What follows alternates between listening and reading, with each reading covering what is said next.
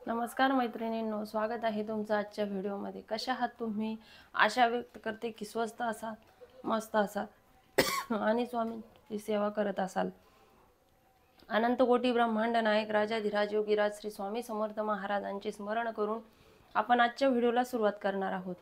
तर आजच्या व्हिडिओचा विषय आहे की मी मागच्या व्हिडिओमध्ये प्रतिभाताई पाटील ज्या जळगावच्या मुख्याध्यापिका होत्या त्यांनी एक पोस्ट केली होती की माणसाचा कोणता क्षण शेवटचा ठरेल आणि आपल्या आयुष्यामध्ये कोणता दिवस अखेरचा असेल सांगता येत नाही। त्याविषयी मी त्यांचे सुंदर विचार आपल्या समोर मांडले होते आणि अशीच एक आज का स्टोरी आहे की एका स्त्रीने जर ठरवलं तर ती काहीही करू शकते, म्हणजे कोणत्याही ध्येयापर्यंत ती पोहोचू शकते। अनेक स्त्रिया आहेत ज्या कामामध्ये व्यस्त आहेत, कुठल्या कुठल्या क्षेत्रात त्या प्रावीण्य आहेत, घरची जबाबदारी पार पाडून त्या आपापल्या क्षेत्रात कार्यरत आहेत। अशीच एक महिला आहे की एक शेतकऱ्याची कन्या आहे की जिच्या परिवारामध्ये स्त्रीने बाहेर जाऊन काम करावं किंवा कुठल्याही क्षेत्रात पुढे जावं हे मान्य नव्हतं, परंतु त्या स्त्रीने अशक्य गोष्ट शक्य करून दाखवली। आता नुकताच महिला दिन साजरा झाला 8 मार्च 2025 चा जो महिला दिन साजरा झाला, त्या महिला दिनानिमित्त त्या ताईंना पुरस्कार सन्मानित करण्यात आलं। तर अशाच ज्यांच्या नावापुढे आपल्या नावापुढे सौ लावलं जातं पण त्यांच्या नावापुढे श्री लावलं जातं, अशाच आहेत त्या नाशिकमधील एका खेडेगावातील एका शेतकऱ्याची मुलगी, मध्यमवर्गीय कुटुंबातील मुलगी श्री स्नेहा कोकणे पाटील। बॉडी बिल्डर क्षेत्रामध्ये त्यांनी अतिशय उत्कृष्ट अशी कामगिरी केली आहे आणि त्यांनी आशिया श्री हा किताबही मिळवला आहे। त्यांच्या जीवनामध्ये अनेक अडचणी आल्या, म्हणजे कोणत्याही क्षेत्रात जर आपल्याला काही करायचं असेल तर या अडचणी येतात।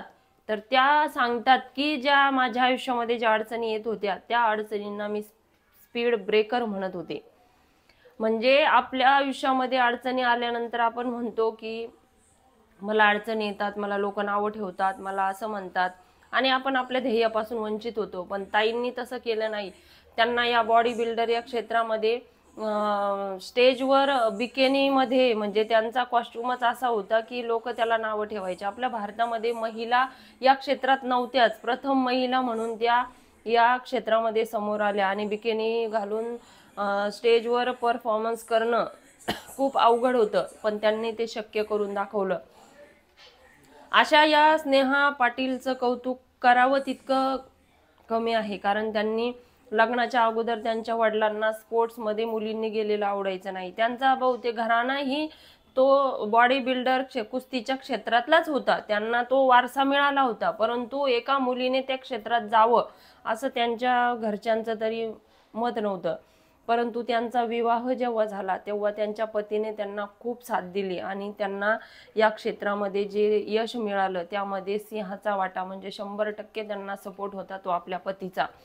त्यांच्या पतीने त्यांना समोर आणलं, योग्य ते मार्गदर्शन दिलं, योग्य ते ट्रेनिंग दिलं, कारण खूप स्ट्रगल या क्षेत्रामध्ये करावं लागतं। एका स्त्रीने बॉडी बिल्डर क्षेत्रामध्ये राहणं, संसार बघून त्या बोलताना सांगतात, स्वतःविषयी सांगताना सांगतात की मी घरामध्ये जशी गृहिणी आहे त्या पद्धतीने मी घरामध्ये वावरत असते, म्हणजे दारात काढलेल्या रांगोळीपासून ते स्वयंपाकापर्यंत सगळी कामं मी माझी स्वतः करत असते। इतका आशिया श्री हा सन्मान मिळाल्यानंतर एका स्त्रीने जर ठरवलं, त्यांचं हे शब्द ऐकून तर मला कौतुक वाटत होतं की घरातील सर्व कामं करून त्या हे सर्व करत होत्या। घरातील एक आई म्हणून, एक बायको म्हणून त्या त्यांचं कर्तव्य ही पार पडत होत्या आणि पार पाडत आहे आणि त्यांचं खूप मोठं स्वप्नही आहे समोर जाऊन। ते स्वप्न पूर्ण करण्यासाठी त्या अहोरात्र मेहनत घेत आहेत। तर त्यांची जी दुसरी स्पर्धा झाली होती कोपरगाव येथे शिवाजी महाराजांच्या पुतळा जो होता चौकामध्ये, या स्पर्धा शक्यतो चौकामध्येच होतात। चौकामध्ये शिवाजी महाराजांच्या पुतळ्याजवळ ही स्पर्धा झाली आणि ही स्पर्धा झाल्यानंतर त्यांना जे पारितोषिक मिळालं, त्यांना जो महाराष्ट्र श्री जो पुरस्कार मिळाला तेथे, तर त्यांना म्हणजे खूप गोंधळल्यासारखं झालं। त्यांचं नाव जेव्हा अनाउन्स करण्यात आलं तेव्हा त्यांना काही सुचलं नाही आणि आपली सॅन्डल घालून, आपला जो बिकिनीचा जो गेटअप आहे, जो त्यांचा कॉस्ट्यूम आहे तो घालून त्या शिवाजी महाराजांच्या पुतळ्यासमोर गेल्या आणि तिथे त्यांनी फोटो काढले। त्यावरून मीडियावर खूप गोंधळ झाला, त्यांना खूप नावं ठेवण्यात आले, खूप कमेंट त्यांना करण्यात आल्या, परंतु त्या लोकांच्या याला त्या सामोरं गेल्या आणि त्या म्हणतात की लोक आडवे येणारच, नातेवाईक येतात, शेजारी पाजारी येतात, पण त्यांना आपण स्पीड ब्रेकर समजायचं आणि त्या स्पीड ब्रेकर जवळ आपली स्पीड थोडीशी कमी करून पुढे आपण अजून दुप्पट वेगाने आपली स्पीड काय करायची आहे तर वाढवायची आहे. आणि जेच नावं ठेवणारे लोक नंतर आपलं कौतुक करत असतात. या ताईंचं मला खूप कौतुक वाटतं. त्या मीडियावर कुठेही नाही, त्यांचं जे मीडिया क्षेत्र आहे ते त्यांच्या पतीकडे म्हणा किंवा भावाकडे आहे.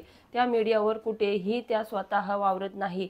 जर कुणाला त्यांच्याशी बोलायचं असेल तर त्या वेळ देतात, परंतु आपण म्हणतो की आजकाल मीडियाचं युग आहे, परंतु आपल्यामध्ये जर एखादा गुण आहे, आपल्यामध्ये जर आपल्या याच्यामध्ये जर आपली करण्याची काहीतरी धमक आहे तर ती जरूर लोकांसमोर येते. मग आपण मीडिया क्षेत्रात असो किंवा नसो, आपले जे गुण आहेत ते आपोआप जगासमोर येत असतात, परंतु त्याला गरज असते की कष्टाची, मेहनतीची आणि चिकाटीची. एका स्त्रीने ठरवलं तर ती काय नाही करू शकत. म्हणून माझ्या सर्व मैत्रिणींना मी असंच सांगत असते, आपण ज्या क्षेत्रात आहोत, आपण जर गृहिणी जरी असो, कोणत्याही क्षेत्रात असो, तर लोकांच्या बोलण्याला, लोकांच्या अडवण्याला नावं ठेवू नका.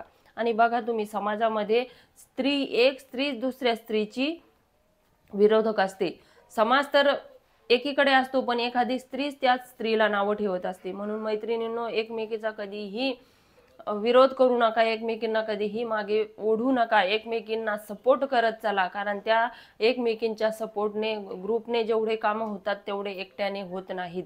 म्हणून एकमेकींची मैत्रीण म्हणून साथ द्या. जरीही आपण एखाद्या स्त्रीला ओळखत नसलो, ती समाजात चांगल्या पदावर वावरत असेल तर तिला नावं बिलकुल ठेवू नका, कारण तिचा त्या मागचा संघर्ष खूप मोठा असतो. तिने त्या पदापर्यंत पोहोचण्यासाठी खूप संघर्ष केलेला असतो, खूप त्याग केलेला असतो आणि खूप मेहनत केलेली असते.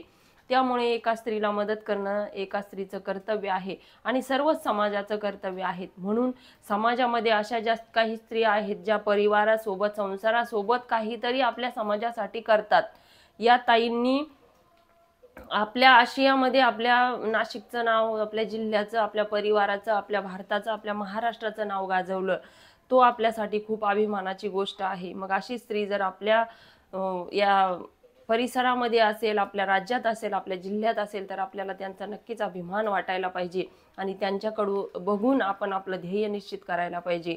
समस्त महिला मंडळाला मी स्नेहाताई पाटील यांचे जे काय मीडियावर तुम्हाला बघता येईल ते तुम्ही बघा आणि त्यांच्याकडून योग्य तो आदर्श घ्या. त्यांच्या जीवनातून आपण खूप काही आदर्श घेऊ शकतो. नाही आपण त्या क्षेत्रात गेलो, पण आपल्या आपल्या क्षेत्रात आपण आपलं कर्तव्य जर केलं तर आपणही नक्की एक विशिष्ट असं आपलं अस्तित्व निर्माण करू शकतो. आणि हाच या वर्षीच्या महिला दिनाचा व्हिडिओ समजा. कारण महिला दिनाच्या दिवशी तर मी काही व्हिडिओ टाकू शकले नाही, परंतु महिला दिन म्हणून एक महिला आपल्या मैत्रिणींसाठी ही एक अनमोल भेट समजून स्वीकार करा आणि जास्तीत जास्त हा व्हिडिओ शेअर करा. तोपर्यंत सर्वांना श्री स्वामी समर्थ.